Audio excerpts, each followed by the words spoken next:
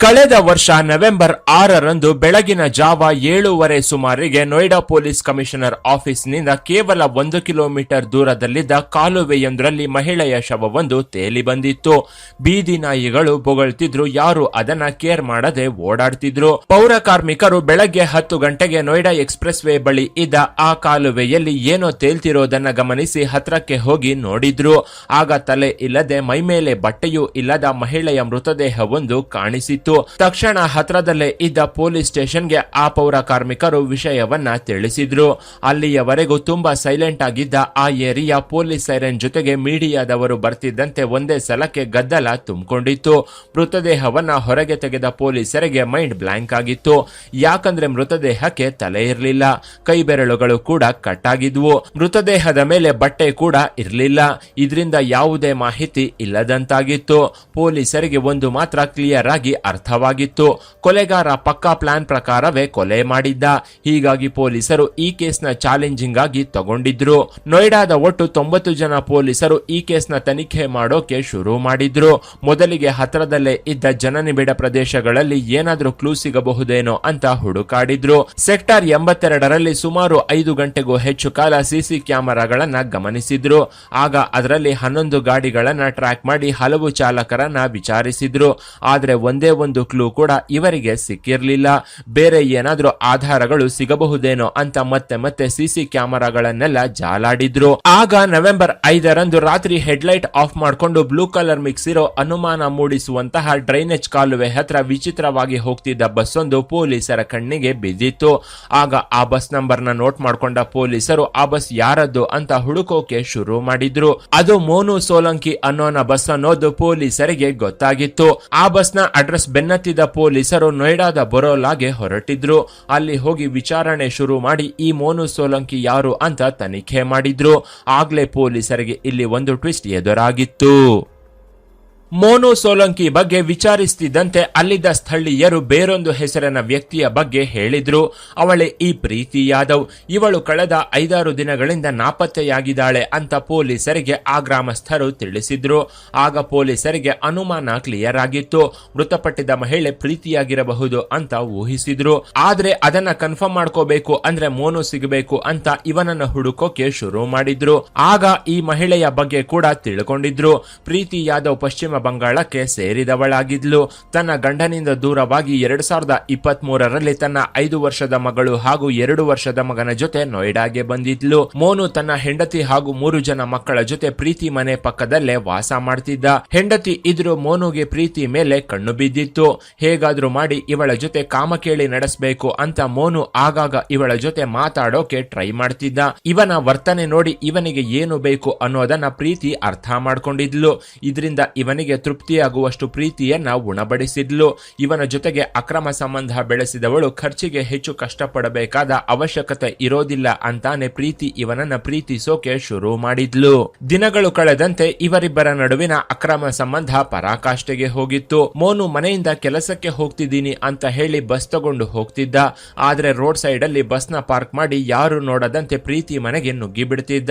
ಪ್ರೀತಿ ಇವನು ಮನೆಗೆ ಬರೋಕು ಮೊದಲೇ ಮಕ್ಕಳನ್ನ ಸ್ಕೂಲ್ಗೆ ಕಳಿಸಿ ಮೋನುಗಾಗಿ ಕಾಯ್ತಿದ್ಲು. ಹೀಗೆ ಇವರ ಅಕ್ರಮ ಸಂಬಂಧ ಹಾಯಾಗಿ ಸಾಗಿತ್ತು. ಕೆಲವು ದಿನಗಳ ನಂತರ ಮೋನು ಪ್ರೀತಿಗೆ ಒಂದು ಕೆಲಸವನ್ನು ಸಹ ಕೊಡಿಸಿದ್ದ. ನಂತರ ಪ್ರೀತಿ ಏನಾದ್ಲು ಅನ್ನೋದು ಯಾರಿಗೂ ಗೊತ್ತಿರಲಿಲ್ಲ. ಇತ್ತ ಮೋನುಗಾಗಿ ಪೊಲೀಸರು ಹುಡುಕಾಟವನ್ನ ತೀವ್ರಗೊಳಿಸಿದ್ರು. ಕೊನೆಗೆ ಇವನ ಮನೆಯನ್ನ ಪತ್ತೆ ಹಚ್ಚಿದ ಪೊಲೀಸರು ನೇರವಾಗಿ ಮೋನು ಮನೆಗೆ ಹೋಗಿ ಇವನನ್ನ ಅರೆಸ್ಟ್ ಮಾಡಿದ್ರು. ಪೊಲೀಸರು ಸ್ಟೇಷನ್ಗೆ ಕರ್ಕೊಂಡು ಬಂದು ಡೈರೆಕ್ಟ್ ಆಗಿ ಪ್ರಶ್ನೆ ಕೇಳ್ತೀವಿ, ನಿಜ ಹೇಳು ಅಂತ ಪೊಲೀಸ್ ಇಂಟ್ರಾಗೇಷನ್ ನ ಶುರು ಮಾಡಿದ್ರು. ಮೊದಲಿಗೆ ಪ್ರೀತಿ ಯಾದವ್ನ ಯಾಕೆ ಕೊಲೆ ಮಾಡಿದೆ ಅಂತಾನೆ ನೇರವಾಗಿ ಪ್ರಶ್ನೆ ಕೇಳಿದ್ರು. ಇದಕ್ಕೆ ಮೋನು ನನಗೇನು ಗೊತ್ತಿಲ್ಲ ಸರ್, ನಾನ್ ಯಾಕೆ ಕೊಲೆ ಮಾಡ್ಲಿ, ನೀವು ಕೇಳೋದಕ್ಕೆ ಸಾಕ್ಷಿಗಳೇನಾದ್ರೂ ಇದೆಯಾ ಅಂತ ಪೊಲೀಸರನ್ನೇ ಕೇಳಿದ್ದ.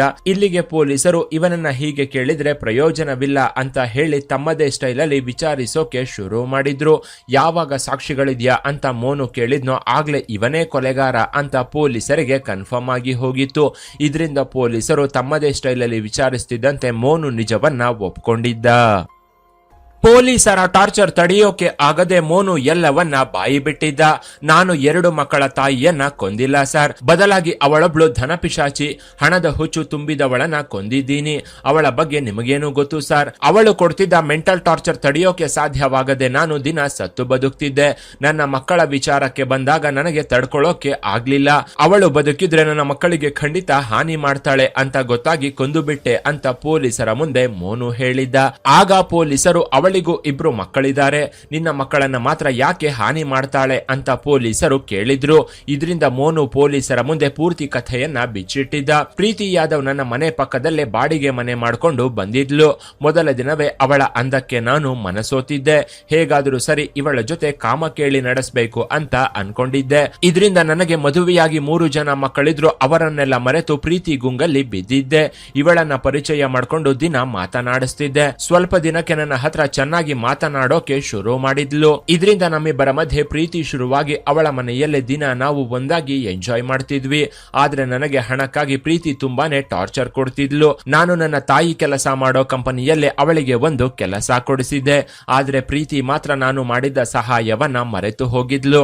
ನನ್ನೇ ಬ್ಲಾಕ್ ಮೇಲ್ ಮಾಡೋಕೆ ಶುರು ಮಾಡಿದ್ಲು. ಪ್ರತಿ ಸಲ ಹಣ ಬೇಕು ಅಂತ ಪೀಡಿಸ್ತಿದ್ಲು. ಕೇಳಿದಷ್ಟು ಹಣ ಕೊಡದೆ ಇದ್ದಾಗ ನಿಮ್ಮ ಮನೆಯವರಿಗೆ ನಮ್ಮ ವಿಚಾರವನ್ನ ಹೇಳಿ ಬಿಡ್ತೀನಿ ಅಂತ ಹೆದರಿಸ್ತಿದ್ಲು. ಅಲ್ಲದೆ ಮದುವೆಯಾಗು ಅಂತ ಬೇರೆ ಒತ್ತಡ ಹಾಕೋಕೆ ಶುರು ಮಾಡಿದ್ಲು. ಸ್ವಲ್ಪ ದಿನಗಳ ನಂತರ ಹೆಂಡತಿ ಮಕ್ಕಳನ್ನ ಬಿಟ್ಟು ನನ್ನ ಜೊತೆ ಬಾ ಅಂತ ಒತ್ತಡ ಹಾಕ್ತಿದ್ಲು. ಆದ್ರೆ ನಾನು ಯಾವುದಕ್ಕೂ ಒಪ್ಕೊಂಡಿರ್ಲಿಲ್ಲ. ಇದರಿಂದ ನನ್ನ ಮೇಲೆ ಸುಳ್ಳು ಕೇಸ್ ಹಾಕಿಸಿ ಜೈಲಿಗೆ ಕಳಿಸಿ ನನ್ನ 2 ಹೆಣ್ಣು ಮಕ್ಕಳನ್ನ ವ್ಯಭಿಚಾರ ಮಾಡೋಕೆ ಕಳಿಸ್ತೀನಿ ಅಂತ ಹೆದರಿಸ್ತಿದ್ಲು. ಇದರಿಂದ ನನಗೆ ತುಂಬಾ ಭಯವಾಗಿತ್ತು. ಇವಳ ಕೈಯಲ್ಲಿ ದಿನ ಕಷ್ಟಪಡೋದಕ್ಕಿಂತ ಒಂದೇ ಸಲಕ್ಕೆ ಇವಳಿಂದ ಮುಕ್ತಿ ಹೊಂದಬೇಕು ಅಂತ ಅನ್ಕೊಂಡಿದ್ದೆ. ಹೀಗಾಗಿ ಇವಳನ್ನ ಕೊಲ್ಬೇಕು ಅಂತ ಡಿಸೈಡ್ ಮಾಡಿದ್ದೆ ಅನ್ನೋ ವಿಚಾರವನ್ನೆಲ್ಲ ಮೋನು ಪೊಲೀಸರ ಮುಂದೆ ಎಳೆಯಾಗಿ ಬಾಯಿ ಬಿಟ್ಟಿದ್ದ. ನಾನು ಅನ್ಕೊಂಡಂತೆ ನವೆಂಬರ್ 5ರಂದು ಪ್ರೀತಿನ ಹೊರಗೆ ಕರ್ಕೊಂಡು ಹೋಗಿದ್ದೆ. ಅವತ್ತು ನನ್ನ ಬಸ್ಸಲ್ಲೇ ಅವಳನ್ನ ತಿರುಗಾಡಿಸಿದ್ದೆ. ಅವಳನ್ನ ಕೊಲೆ ಮಾಡೋಕೆ ಬಸ್ಸಲ್ಲೇ ಮಚ್ಚನ್ನ ಸಹ ಇಟ್ಕೊಂಡಿದ್ದೆ. ಪ್ರೀತಿ ಹಸಿವಾಗ್ತಿದೆ, ಪರೋಟ ತಗೊಂಡು ಬಾ ಅಂತ ಹೇಳಿ ಕಳಿಸಿದ್ಲು. ಆಗ ಬಸ್ಸಲ್ಲೇ ತಿನ್ನುವಂತೆ ಹೇಳಿ ಪರೋಟ ಕೊಡಿಸಿದ್ದೆ. ಆಗ ಮತ್ತೆ ಪ್ರೀತಿ ಮದುವೆ ವಿಚಾರವನ್ನ ಪ್ರಸ್ತಾಪಿಸಿದ್ಲು. ಇದರಿಂದ ನಮ್ಮಿಬ್ಬರ ನಡುವೆ ಜಗಳ ಶುರುವಾಗಿತ್ತು. ಮೊದಲೇ ಕೋಪದಲ್ಲಿದ್ದ ನಾನು ಮಚ್ಚನ್ನ ತಗೊಂಡು ಒಂದೇ ಒಂದು ಏಟು ತಲೆಗೆ ಹೊಡೆದಿದ್ದೆ. ಆ ಒಂದೇ ಒಂದು ಏಟಿಗೆ ಪ್ರೀತಿ ಪ್ರಾಣ ಹೊರಟು ಹೋಗಿತ್ತು. ಬಳಿಕ ಮೃತದೇಹವನ್ನ ಹಾಗೆ ಬಿಟ್ರೆ ಗುರುತು ಹಿಡಿತಾರೆ ಅಂತ ಪ್ರೀತಿಯ ದೇಹದಿಂದ ತಲೆ ಭಾಗವನ್ನ ಬೇರೆ ಮಾಡಿದ್ದೆ. ತಲೆ ಇಲ್ಲದಿದ್ರೆ ಕೈ ಬೆರಳುಗಳಿಂದನಾದ್ರೂ ಕಂಡು ಹಿಡಿತಾರೆ ಅಂತ ಅರ್ಧ ಕೈಗಳನ್ನ ಕಟ್ ಮಾಡಿದ್ದೆ. ತಲೆ ಭಾಗವನ್ನ ಮತ್ತು ಕೈ ಭಾಗವನ್ನ ಯಾರು ಗುರುತಿಸದಂತೆ ಬಸ್ ಚಕ್ರಗಳ ಕೆಳಗೆ ಹಾಕಿ ಬಸ್ ಹತ್ತಿಸಿದ್ದೆ. ಪ್ರೀತಿ ಮೃತದೇಹದ ಮೇಲೆ ಇದ್ದ ಬಟ್ಟೆಯನ್ನ ತೆಗೆದು ಸೆಕ್ಟರ್ 82ರ ಡ್ರೈನೇಜ್ ಕಾಲುವೆಗೆ ಅವಳ ಬಾಡಿಯನ್ನ ಹಾಕಿದ್ದೆ. ಬಸ್ ಹತ್ತಿಸಿದ ತಲೆ ಮತ್ತು ಕೈ ಭಾಗವನ್ನ ರಜಿಯಾಬಾದ್ನ ಡ್ರೈನೇಜ್ ಕಾಲುವೆಯಲ್ಲಿ ಹಾಕಿಬಿಟ್ಟೆ ಅಂತ ಮೋನು ನಡೆದ ಘಟನೆಯನ್ನ ಇಂಚಿಂಚಾಗಿ ವಿವರಿಸಿದ್ದ. ಇವನು ಹೇಳಿದ ಮಾತನ್ನ ಕೇಳಿ ಪೊಲೀಸರೇ ಶಾಕ್ಗೆ ಒಳಗಾಗಿದ್ರು. ನಂತರ ಇವನ ಮನೆಗೆ ಹೋಗಿ ಪ್ರೀತಿ ರಕ್ತದಿಂದ ಕೂಡಿದ ಬಟ್ಟೆಗಳನ್ನ ವಶಪಡಿಸಿಕೊಂಡಿದ್ರು. ಬಸ್ನ ನೀಟಾಗಿ ಕ್ಲೀನ್ ಮಾಡಿದ್ರಿಂದ ಅದರಲ್ಲಿ ಯಾವುದೇ ಆಧಾರಗಳು ಸಿಕ್ಕಿರ್ಲಿಲ್ಲ. ಕೊಲೆ ಮಾಡಿದ ದಿನ ಬಸ್ ಲೈಟ್ ನ ಪೂರ್ತಿ ಆಫ್ ಮಾಡಿದ್ದೆ. ಇದೇ ಈಗ ತಪ್ಪಾಗಿ ನಾನು ಸಿಕ್ಕಿ ಹಾಕಿಕೊಳ್ಳುವಂತೆ ಆಯ್ತು ಅಂತ ಮೋನು ಪೊಲೀಸರ ಮುಂದೆ ಕಣ್ಣೀರು ಹಾಕಿದ್ದ. ಇದರ ಬದಲು ಹೆಂಡತಿಗೆ ನಿಜ ಹೇಳಿ ಅಲ್ಲಿಂದ ಮನೆ ಖಾಲಿ ಮಾಡ್ಕೊಂಡು ಹೋಗಿದ್ದಿದ್ರೆ ಆಗ್ತಿತ್ತು. ಇವತ್ತು ನನಗೆ ಇಂತಹ ಪರಿಸ್ಥಿತಿ ಬರ್ತಾ ಇರಲಿಲ್ಲ ಅಂತಾನು ಮೋನು ಪೊಲೀಸರ ಮುಂದೆ ಹೇಳ್ಕೊಂಡು ಗೋಳಾಡಿದ್ದ. ಕೊನೆಗೆ ಪ್ರೀತಿ ನನ್ನ ಮೇಲೆ ಸುಳ್ಳು ಕೇಸ್ ಹಾಕಿಸ್ತೀನಿ ಅಂತ ಹೆದರಿಸಿದ್ಲು. ಇದರಿಂದಲೇ ಅವಳನ್ನ ಕೊಲೆ ಮಾಡಿದ್ದಾಗಿ ಮೋನು ನಿಜವನ್ನ ಒಪ್ಕೊಂಡಿದ್ದ. ಮಾಡಿದ ತಪ್ಪಿಗೆ ಇವನು ಜೈಲಿಗೆ ಹೋಗ್ಬೇಕಾಗಿ ಬಂತು. ಇತ್ತ ಪ್ರೀತಿ ಮಕ್ಕಳು ಒಬ್ಬಂಟಿಯಾಗಿದ್ವು. ಆದ್ರೆ ಪ್ರೀತಿ ಮಕ್ಕಳನ್ನ ಸಹ ಮೋನು ಹೆಂಡತಿನೇ ನೋಡ್ಕೊಳ್ತೀನಿ ಅಂತ ಪೊಲೀಸರಿಗೆ ಹೇಳಿದ್ಲು. ಕೊನೆಗೆ 0 ಕ್ಲೂ ಕೇಸ್ ಒಂದನ್ನ ಪೊಲೀಸರು ಕಂಡು ಹಿಡಿದಿದ್ದು ನೋಡಿ ಎಲ್ರು ಆಶ್ಚರ್ಯ ಪಟ್ಟಿದ್ರು. ಇಲ್ಲಿ ಕೊಲೆ ಮಾಡಿದ ಬಳಿಕ ಮೋನು ಬಸ್ ಲೈಟ್ ಗಳನ್ನೆಲ್ಲ ಪೂರ್ತಿಯಾಗಿ ಆಫ್ ಮಾಡ್ಕೊಂಡು ಓಡಾಡಿದ್ದೆ ಪ್ರಮುಖ ಸಾಕ್ಷಿಯಾಗಿತ್ತು. ಇದನ್ನೇ ಮುಂದೆ ಇಟ್ಕೊಂಡು ಪೊಲೀಸರು ಈ ಕೇಸ್ನ ಭೇದಿಸಿದ್ರು. ಅದರ ಜಾಡು ಹಿಡಿದು ಕೊಲೆಗಾರನನ್ನ ಅರೆಸ್ಟ್ ಮಾಡಿ ಇವತ್ತು ಜೈಲಿಗೆ ಕಳಿಸಿದ್ರು. ಇನ್ನು ಈ ಸ್ಟೋರಿ ಬಗ್ಗೆ ನಿಮ್ಮ ಅಭಿಪ್ರಾಯವನ್ನ ಕಾಮೆಂಟ್ ಮಾಡಿ. ಕೆಳಗಿನ ಡಿಸ್ಕ್ರಿಪ್ಷನ್ ಬಾಕ್ಸ್ ನಲ್ಲಿ ವಾಟ್ಸ್ಆಪ್ ಚಾನೆಲ್ ನ ಲಿಂಕ್ ಕೊಡಲಾಗಿದ್ದು ಅದನ್ನ ಸಹ ಫಾಲೋ ಮಾಡಿ. ಇನ್ನಷ್ಟು ಇಂಟ್ರೆಸ್ಟಿಂಗ್ ವಿಡಿಯೋಗಳಿಗಾಗಿ ಚಾನೆಲ್ ನ ವಿಸಿಟ್ ಮಾಡಿ.